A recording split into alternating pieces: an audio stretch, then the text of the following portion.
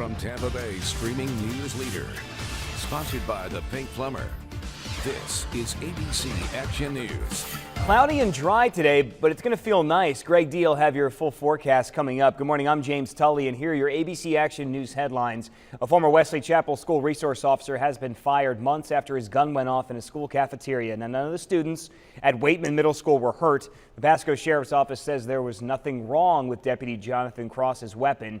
Cross admitted during the investigation that he had a bad habit of fidgeting with his gun. St. Pete City Council expected to approve an agreement for faster buses to the beach today. The buses would run from Central Avenue area downtown to St. Pete Beach. This is a joint project with PSTA and St. Pete Beach. Supporters say 50,000 people work along this route, and it would help them reach work faster. They also are hoping that tourists will use the buses.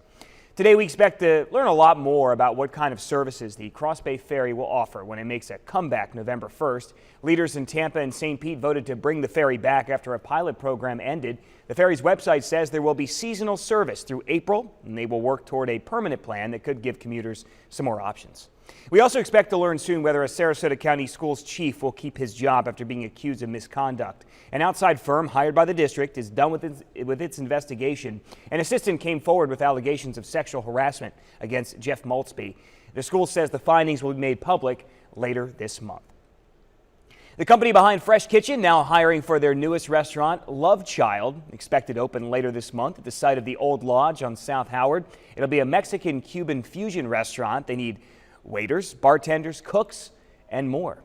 And Sam Adams has just released a special beer for Halloween that is illegal in 15 states. The Utopia's beer contains 28% alcohol. A bottle costs $210. The brewer usually only makes about 15,000 bottles a year. Florida, by the way, one of the states where it is not legal.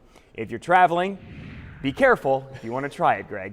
Wow, that is an interesting beer, an interesting brewer. Hello, everybody. Today, we're going to see a mix of clouds and sun, more clouds than sun overall. With temperatures in the 80s, you'll also feel the humidity dropping as drier air comes in behind a cool front that moved by yesterday, one of our first of the season.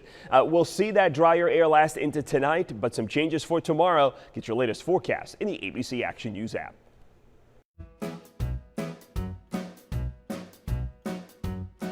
If there's a clog in your sink or your backed up toilet starts to stink, the Pink Plumber will fix it in a wink. Call 727-222-PINK.